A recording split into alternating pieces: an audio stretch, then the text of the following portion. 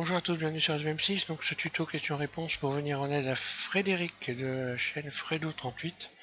Donc qui a modélisé un puits qui veut modéliser un puits comment ça s'appelle, un puits de mine. Voilà, ça y est, j'ai perdu le nom. Un puits de mine. Donc voilà, le puits de mine. Frédéric, tu as rencontré quelques problèmes. Oui, effectivement, ton puits de mine il n'est pas imprimable, comme je t'ai dit dans les commentaires, parce que tout simplement tu as commis quelques erreurs dans la modélisation. Donc ce que je te propose, c'est que je vais carrément modéliser, modéliser ce puits de mine, te faire voir comment j'ai fait de A à Z, enfin du moins cette partie-là, puisque le reste je te la laisse, hein, pour que tu puisses voir tes erreurs et puis recommencer surtout. Donc tu auras quand même la possibilité de télécharger ce fichier blind. Et évidemment, je te conseille vivement non pas de t'en servir tout de suite pour l'imprimer, mais pour modéliser et pour t'entraîner. Voilà. Alors, je vais repartir de zéro. Et puis, on va regarder déjà. Alors ça, je vais cacher ça, je vais cacher ça. On va commencer à regarder là. Alors déjà, il y a une chose que, bon, je vais revenir en arrière. CTRL ALT H, voilà. Déjà, pour qu'un objet soit imprimable, il faut qu'il soit ici, il faut pouvoir le contrôler avec un outil ici, donc qui s'appelle, on va regarder dans le, tu vas aller dans Fichier, tu vas donc ici dans Préférences utilisateurs. Et cet outil, donc moi je vais voir dans les activés, il s'appelle Mesh. Il s'appelle Mesh quelque chose. Euh,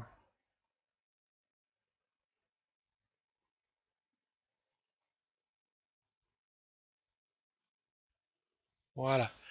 Mesh 3D Print Toolbox. Alors là, il faut cocher cette case pour avoir accès à cet addon qui va permettre de contrôler que mes objets sont imprimables. Et je me retrouve ici, voilà, avec une petite fenêtre à gauche ici, qui est donc impression, et je vais pouvoir contrôler que mon objet est imprimable.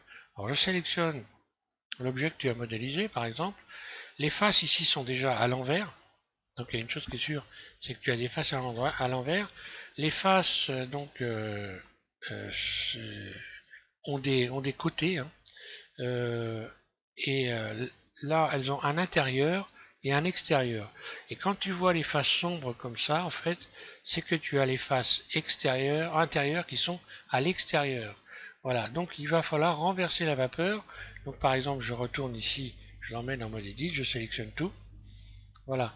Et là, je vais aller dans ombrage et je vais inverser la direction. Donc ce qu'on appelle les normales. Ici, ombrage. Et je vais inverser les normales. Les normales, c'est ça. C'est l'intérieur et l'extérieur des faces. Et je vais recalculer. Voilà. Donc là, voilà. Les faces à l'extérieur sont bien claires. Et là, on voit bien que là, il y a un problème parce qu'il y a un problème de conception et il n'y a rien qui se fait correctement. Il y a des faces qui sont restées comme ça, des faces intérieures à l'extérieur, etc. Donc il faudrait que je fasse inverser les directions. Et voilà, mais bon, c'est pas conforme à ce qu'il faut. J'ai donc remarqué que tu as des faces qui ne sont pas liées. Tu as des faces intérieures que j'ai retirées ici. Il y avait des faces internes, je les ai retirées. Tu as des faces qui ne sont pas soudées. Ici on voit, voilà. Normalement ça, on ne devrait pas pouvoir faire ça. C'est-à-dire que là, grosso modo, cette arête-là, qui est ici et celle-là, devraient être soudées. Donc tu as des éléments qui ne sont pas soudés. Et voilà, ça crée donc forcément des problèmes. On peut pas.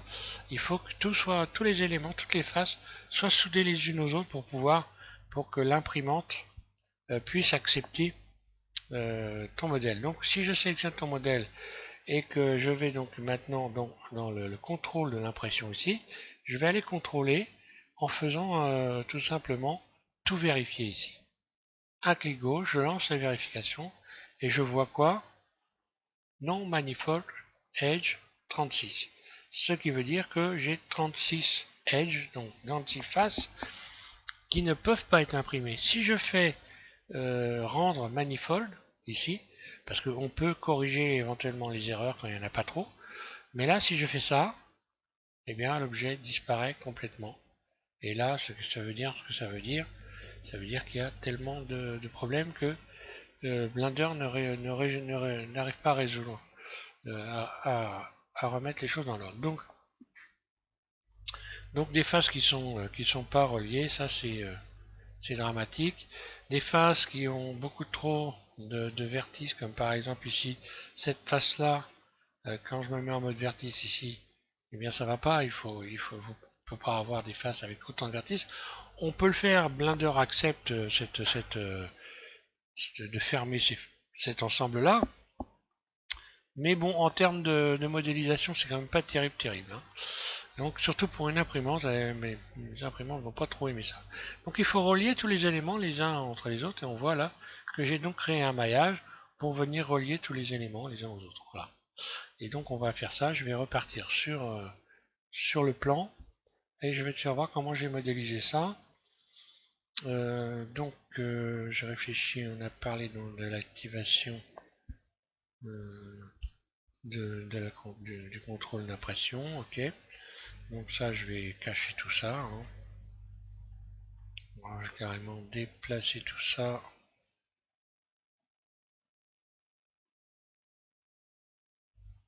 Là, je sélectionne tout. Et puis, je vais faire H pour cacher tout ça. Curseur vers le centre. Et je vais me mettre en vue 1. Donc, j'ai le plan qui est là. Et je vais partir sur un plan. Alors, créer un plan. Ok, mon plan, il est là. Je vais faire RX90 pour le mettre debout. Un clic gauche, je libère. Surface. Et je vais remettre tout ça sur le plan. Et je vais partir ici. Alors, pour ce qui est, tu me demandes de faire des briques. Alors là, hors de question de faire des briques, parce que mon pauvre, là, le poids que tu aurais serait vraiment énorme. Et puis, un tout petit modèle comme ça le ferait pas du tout. Hein. Donc, il va falloir utiliser soit de la peinture pour, comme on fait souvent dans les maquettes, hein, soit de la peinture, soit avec un sculpté. Hein, mais bon, sculpté, franchement, c'est pas évident. Là, hein. Donc voilà, je pars là en bas à gauche. Je vais sélectionner ici le mode arête, attraper cette arête-là, et je vais faire en sorte d'avoir une correspondance entre la pièce qui est là et la pièce qui est là. Alors comment je fais? Je fais extrude, E, puis je déplace avec, et je viens faire correspondre ici. Voilà. Ok.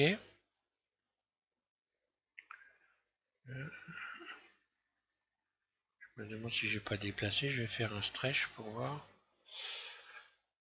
Alors, stretch outil, on va utiliser Loop Tool beaucoup hein, ici, voilà. Stretch. Et puis dans stretch, moi, je vais faire en sorte que quand je fais stretch,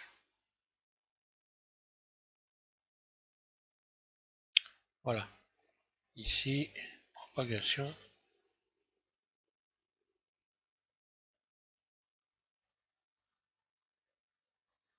stretch, propagation, voilà. Comme ça, là, j'ai redressé les éléments. J'ai eu l'impression. Ouais, voilà, c'était pas très... Alors, je reprends cette arête-là et je continue. Donc, extrude. Donc, je vais recréer une correspondance là.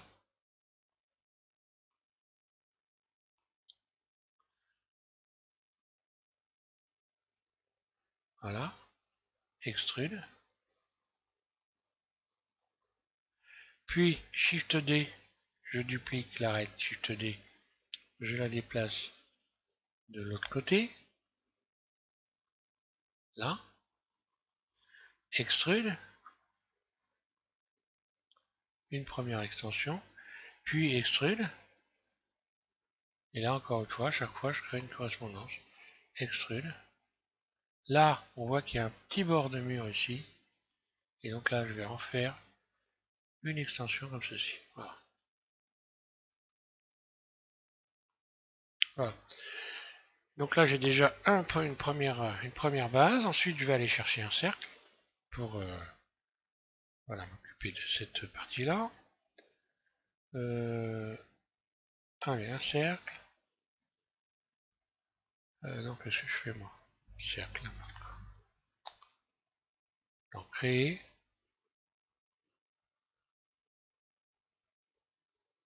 Cercle. Voilà. Surface. RX90. Surface. Voilà, je viens positionner mon cercle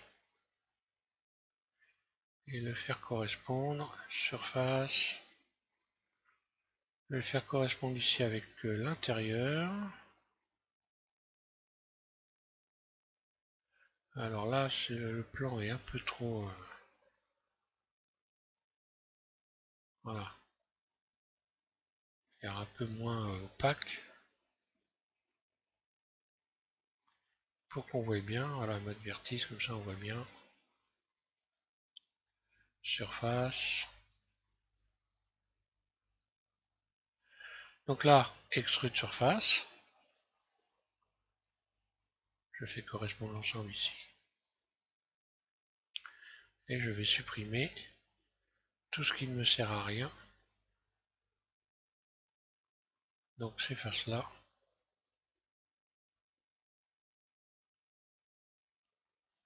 X face. Et maintenant, je n'ai plus qu'à relier ici ces arêtes-là, je ferme. Cette arête-là et cette arête-là, je ferme. Voilà.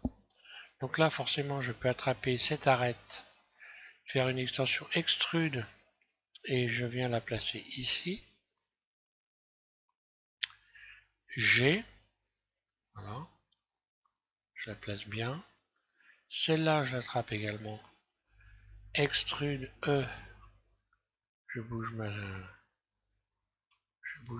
souris. Hein. Là.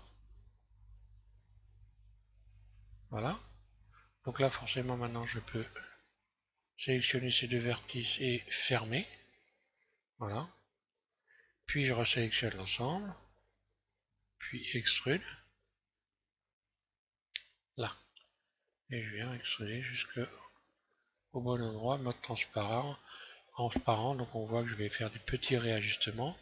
Et j'ai également des faces, alors une face à l'envers ici. Donc il faut que je la remette à l'endroit. Pour ça, je vais dans Ombrage. Ok, je sélectionne ma face. Et je vais inverser la direction. Là.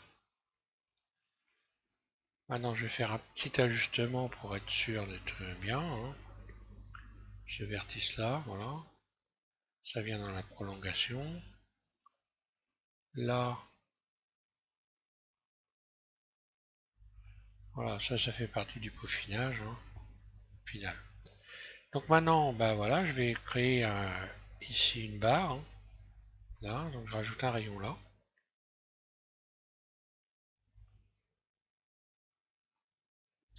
Puis en dessous, donc CTRL R. Voilà, je viens juxtaposer WG les éléments comme il faut. Hein. Pareil de l'autre côté, un rayon là. Puis CTRL R, un autre en bas. Je zoome. CTRL, je bouge ma souris. WG. WG, je bouge ma souris. Là, maintenant je vais pouvoir fermer ça en sélectionnant cette arrête là et celle-là. Et je fais F pour fermer. Là. Donc là déjà, voilà, j'en suis là. Alors pour tout doit être bien à plat. Quand j'ai rajouté le cercle, il est tombé bien, il n'y a pas de problème. Si vous avez donc si vous vous mettez en vue de dessus et que tout n'est pas bien plat, je sélectionne tout et tout simplement je vais aller dans la boîte à outils tout en bas ici et je vais faire flatten. Voilà.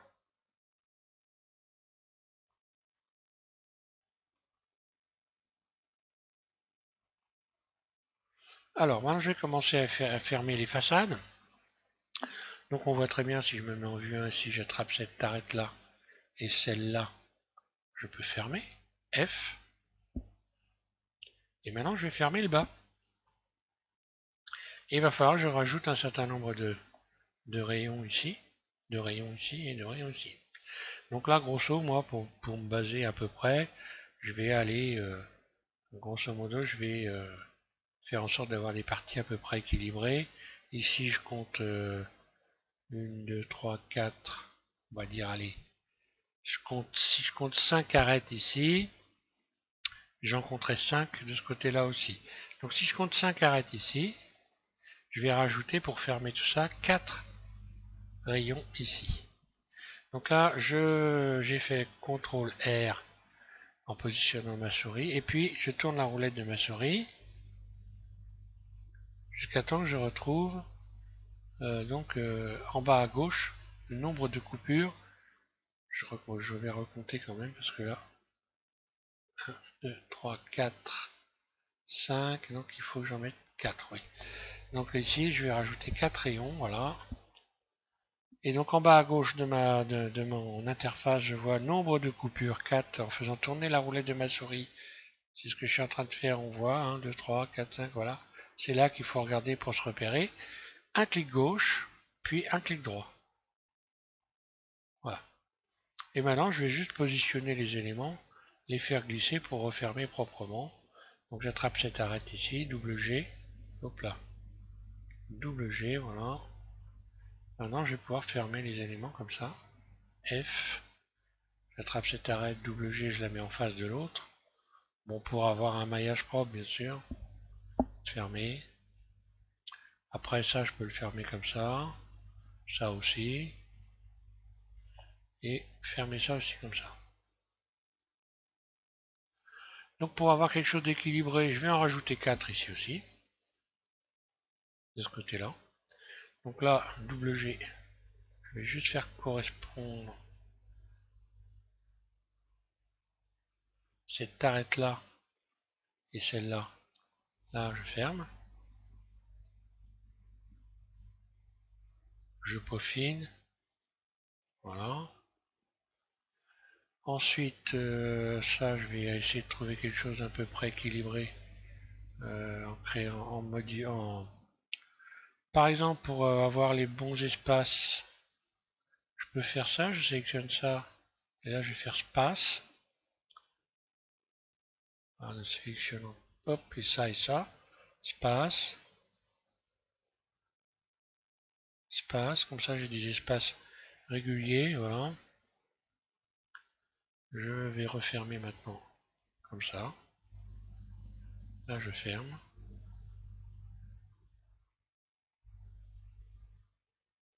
Et là je ferme. Pour pouvoir fermer ça, c'est très simple. Le nombre de rayons que je vais rajouter ici correspond à 2, 3, 4, 5, 6 et 7. Je ne compte pas les rayons qui sont au bout. Les vertices sont au bout. Donc là, je dois rajouter 7 rayons ici. Donc, CTRL R, et je regarde en bas à gauche de mon écran, et jusqu'à temps que j'arrive à 7, un clic gauche, puis un clic droit pour libérer. Là. Ensuite, je me mets en mode arrête et je vais faire en sorte de régler correctement ici, double G, ou même avec l'outil de déplacement, voilà, pour avoir fermé. Là, je ramène ça. Donc là, je travaille sur le maillage pour avoir un maillage propre. Je ramène les éléments à peu près fermés les uns en face des autres. Donc là, on voit bien que si j'avais pas fait ça, arrivé ici, j'aurais eu un truc bizarre. Là, je rattrape. Je le déplace donc directement sans faire double G pour la simple raison, c'est que mon objet, il est dans l'axe.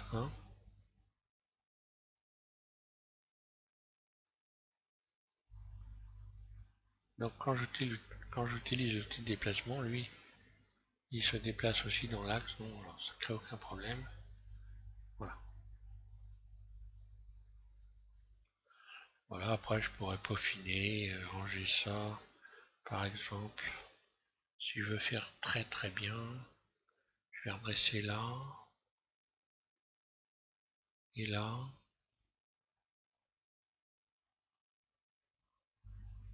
Là. Ok.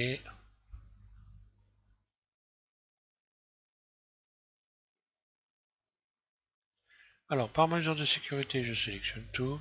Donc régulièrement, ça coûte pas cher de tout sélectionner et d'aller faire un tour du côté des doublons. Faut pas se croire invincible. Comme des fois j'en entends certains, je le répète encore une fois, les gens qui vous disent que quand vous êtes bon, vous ne faites pas d'erreur, vous ne créez pas de doublons. Bon, d'accord, ok, alors ils sont vraiment très très bons. Alors, hein. Voilà, après je peux répartir encore un peu mon maillage comme ça pour avoir pour avoir un beau maillage. Alors, ok, j'ai pas de doublons, je suis bien à plat. Et je vais pouvoir donc tout sélectionner. Je me remets en vue. Allez, je vais me remettre en vue CTRL 3, puisque là, voilà, je déplace tout, hein. Je vais repositionner par rapport au plan ici. Le plan, je vais baisser sa luminosité également, son opacité, parce que c'est un peu trop fort. Et je ne vois plus rien. Mode vertice, voilà, comme ça. Je vois beaucoup mieux où j'en suis. Et je vais placer la base ici correctement. Pile. Alors pile, non, on voit qu'il y a un petit débordement ici. Donc pile, c'est par rapport à ce débordement-là. Là, voilà. Parce que après, je vais resélectionner les faces devant ici, faire une extension.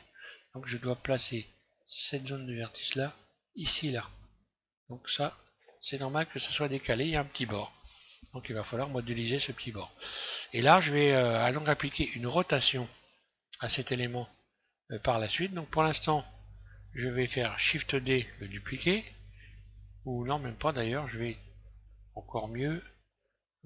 Pas Shift D, j'en ai une bêtise. Je repositionne là. Voilà, je sélectionne tout et extrude directement. Voilà.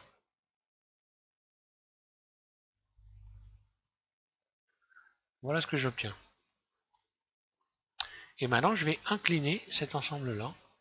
Je sélectionne un vertice ici en bas. Puis, je vais utiliser le curseur 3D. Le curseur 3D, c'est un axe. Et le curseur 3D, on le retrouve ici. Je sélectionne curseur 3D. Voilà, ça c'est un curseur 3D, c'est un axe. Et cet axe, si je le positionne sur une sélection, je vais pouvoir faire tourner cette sélection. Donc là, simplement, je vais faire Shift S. Le curseur, je l'envoie vers la sélection. J'ai sélectionné le vertice en bas à droite, un clic gauche, et voilà. Et j'ai donc un axe de rotation. Quand je vais sélectionner toute cette partie-là, eh bien, je vais pouvoir appliquer une rotation de tout l'ensemble.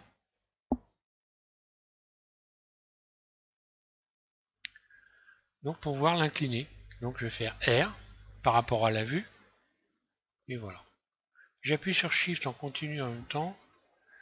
Je libère un clic gauche. Et là je vais revenir là pour venir peaufiner un peu. R.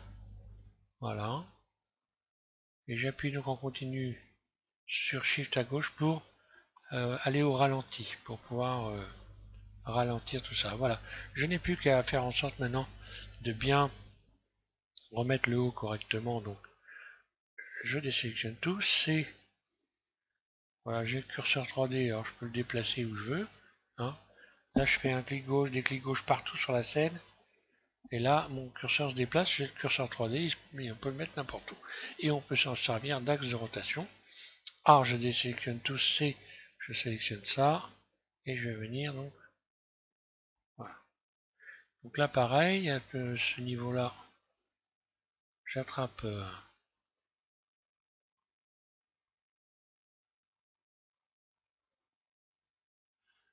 ça.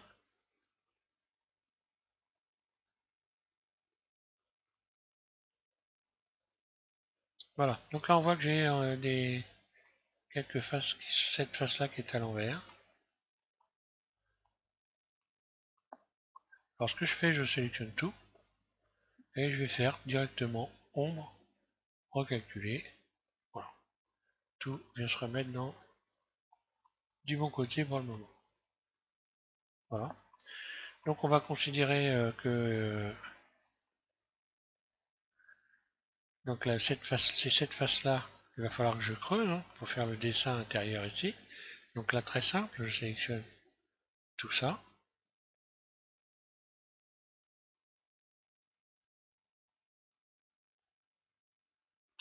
Puis également ça. Puis extrude. Voilà, donc j'ai un petit rebord comme ça. Ce qui va me donner ça. Ok, ensuite, le petit bord qui est là, je sélectionne ces faces-là, et celle-là, et celle-là. Voilà. Et là, on a un petit bord, ce que je disais tout à l'heure. Donc, j'ai le curseur 3D, c'est très bien, je vais en profiter, je le positionne là. Extrude sur l'axe Y. Et là, je vais faire correspondre l'épaisseur qui est là avec l'épaisseur qui est là. Là. Alors après, je sais pas, j'ai pas trop regardé, mais on pourrait par exemple ici hein, sélectionner ça, puis ça et ça. Et pareil, je pourrais faire extrude en utilisant le mode barycentre, n'est-ce pas? Voilà, le mode barycentre. Donc mon curseur vient se mettre en plein milieu de la sélection. Puis si j'utilise la poignée rouge ici que je fais extrude, voilà. Je peux également recréer des petits bords à l'intérieur ici, par exemple.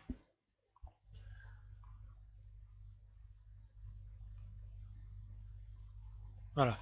Donc je resélectionne tout, je vais refaire un petit contrôle des doublons. Allez hop.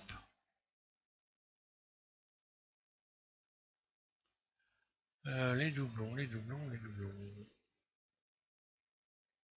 Là, enlever les doublons. 0, impeccable, j'ai pas de doublons. Alors, ensuite on aura ici, donc il y a deux mortaises. Alors je vais mettre en vue. Je vais me mettre en vue CTRL 1. Alors là, parce que manifestement, voilà les mortaises, alors vue CTRL 1, les mortaises doivent se situer, mode transparent. Ah oui, et là j'ai pas le plan. Bon, c'est pas grave, je me remets en vue 1. On va pas refaire le plan. Pour rien. Là, voilà, bon. Voilà, c'est simple, hein. Donc apparemment, ça doit être ça, les mortaises, ça doit correspondre à ça ici. Voilà, je vais juste déplacer, venir faire correspondre.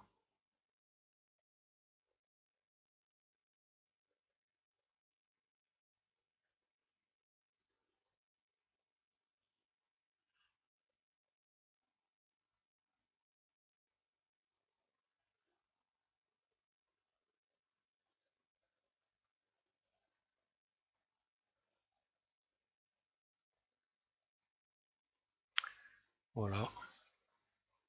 Apparemment, non, c'est pas là. Voilà, c'est là.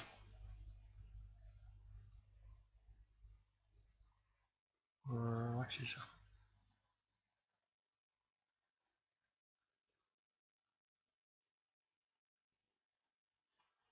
Voilà, donc là, j'ai deux mortaises à l'intérieur ici.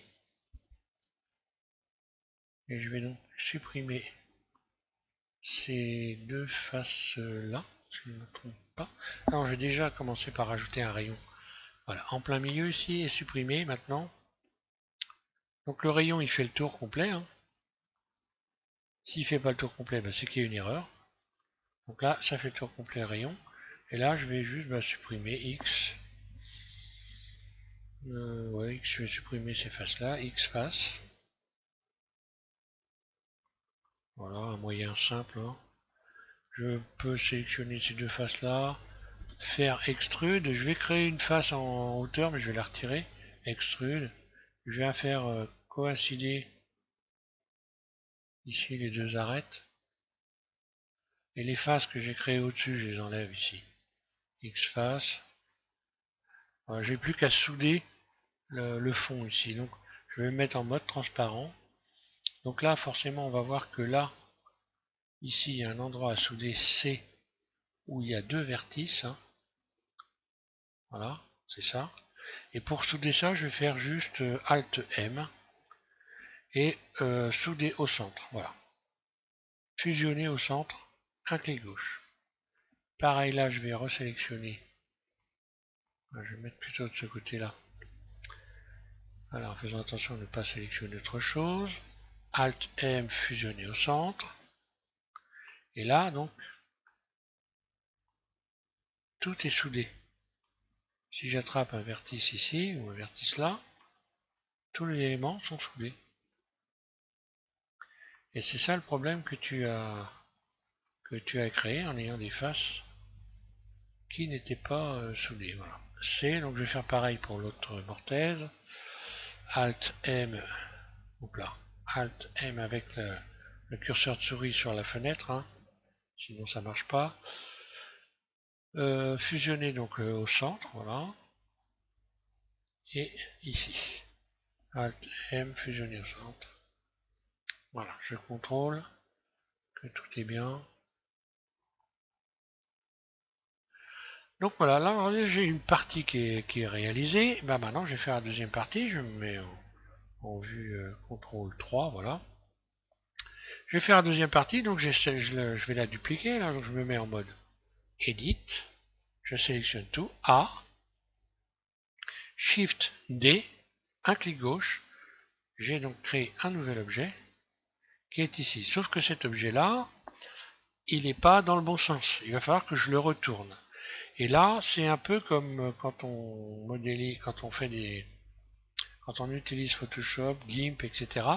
On peut renverser les éléments. Hein.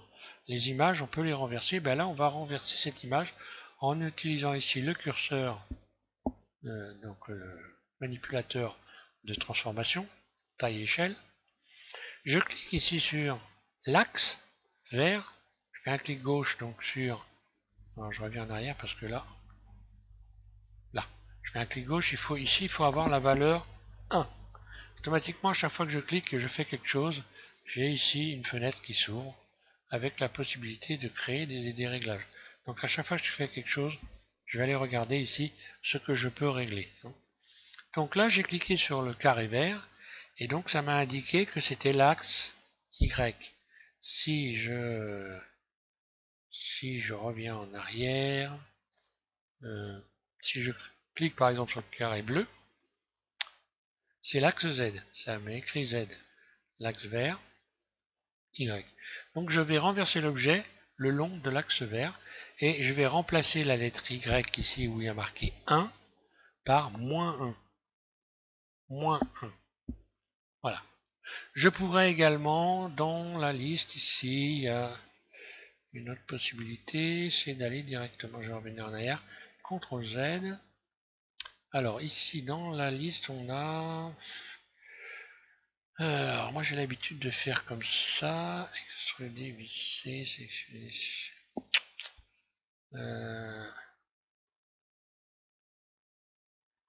c'est pas faire un outil, voilà, j'en ai ici. Et je vais faire...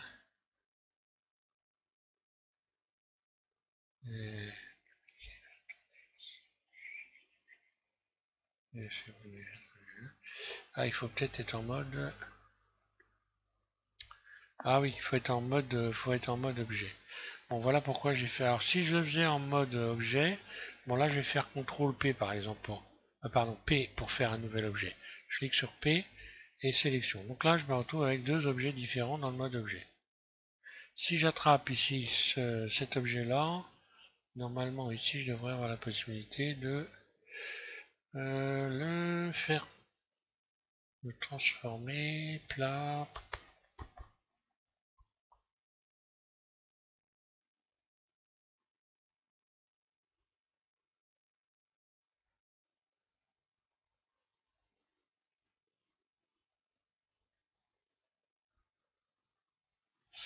Ah, ça doit être ça, tourner. Non.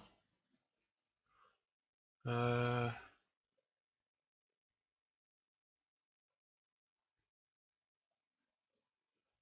bon. Bon, enfin, peu importe, je vois bizarre, je vois pas le... Normalement, on devrait pouvoir le faire tourner là, visser. Allez, je monte ici.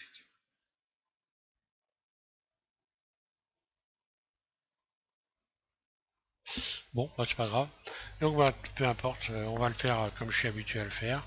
Normalement, je pense que je pouvais le retourner à partir de là. Alors, bon, je clique ici sur le carré vert et je vais ici, donc Y, faire -1. Voilà, un clic gauche et donc j'ai renversé l'objet. Donc j'ai l'autre partie. Sauf que là, on voit des faces sombres. Ce qui veut dire tout simplement qu'il va falloir que je fasse recalculer ici dans les ombres. Donc les normales. Je recalculer les normales. Voilà, donc je vais faire recalculer. Voilà, je me retrouve cette fois-ci avec des faces claires. Ok, et je vais pouvoir déplacer mon objet ici avec l'outil de déplacement et le positionner correctement sur le plan.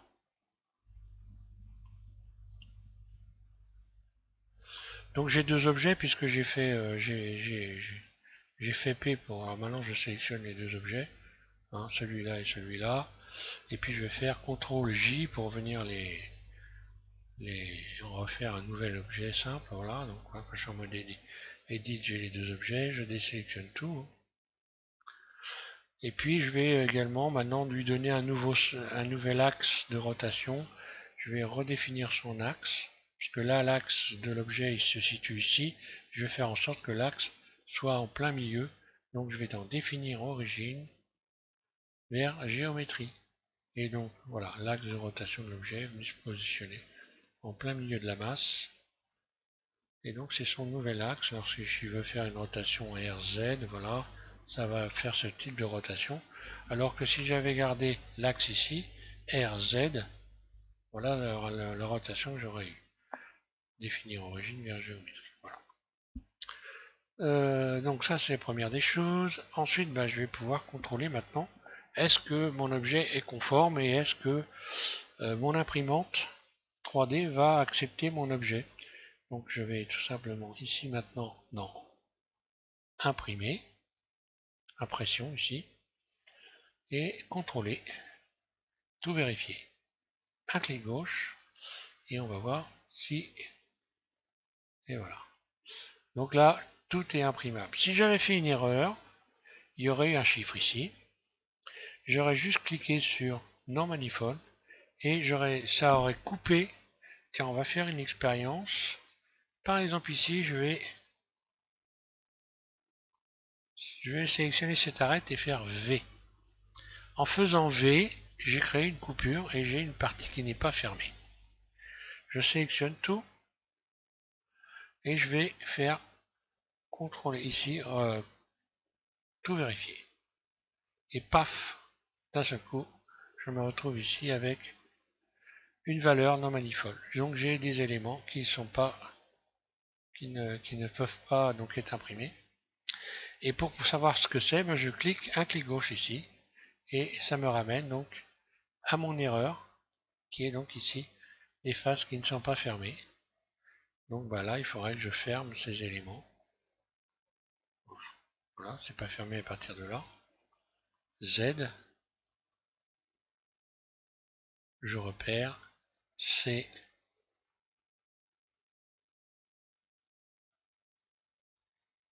voilà, je sélectionne ça. Je vais donc utiliser, bah, je vais faire Alt M, fusionner au centre. Et ici également, ça doit être ouvert. Là. Z, C, un clic droit, Alt M, fusionner au centre. Tout est soudé, je fais un petit contrôle. J'attrape mes vertices à la volée ici. Hein. Je les attrape à la volée, je bouge et je fais un clic droit pour que les vertices viennent se remettre systématiquement à sa place, ce qui me permet de bouger le maillage et de contrôler s'il y a des ouvertures. Donc maintenant je vais contrôler si à nouveau j'ai bien donc des objets conformes pour l'imprimante. Je sélectionne tout,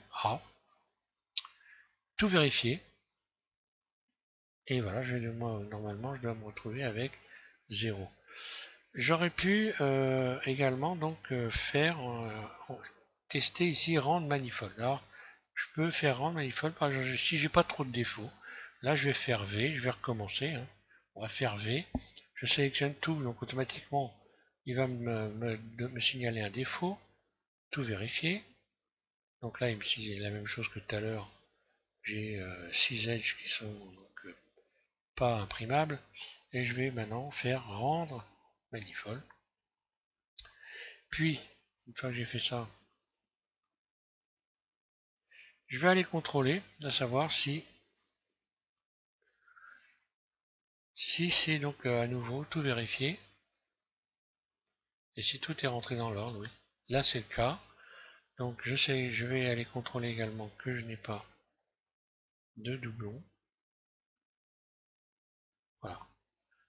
Alors le Blender va réparer quand c'est réparable, hein, c'est pas une chose trop compliquée, il va réparer quand on... Voilà, donc on peut arriver des fois à faire des petites erreurs. Quand il y en a trop, bah là il répare plus, hein, c'est plus possible, voilà. Je regarde si je n'ai rien oublié avant de m'arrêter là. Donc je vais, pour qu'on voie bien ici, moi ce que j'ai tendance à faire, c'est donc aller ici, N. Je vais aller dans cette fenêtre, je vais cliquer sur occlusion ambiante. Et ici je vais augmenter la force, ce qui permet de donner un petit peu de volume comme ça et de voir un peu mieux ce qu'on fait éventuellement. Voilà.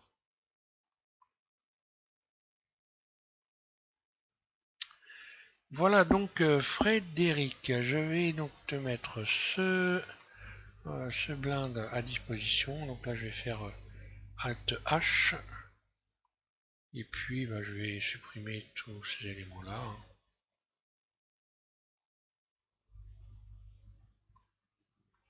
Donc cet élément là je vais le positionner au centre de la scène, Shift S, curseur vers le centre, et sélection vers le centre, voilà.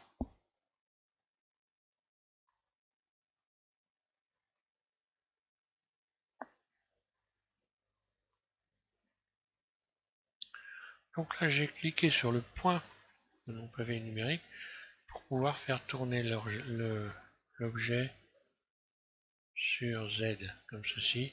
Je fais tourner, non pas l'objet, pardon, mais la scène. Voilà, ça me permet de tourner autour. Si je rappuie sur le point, là, voilà.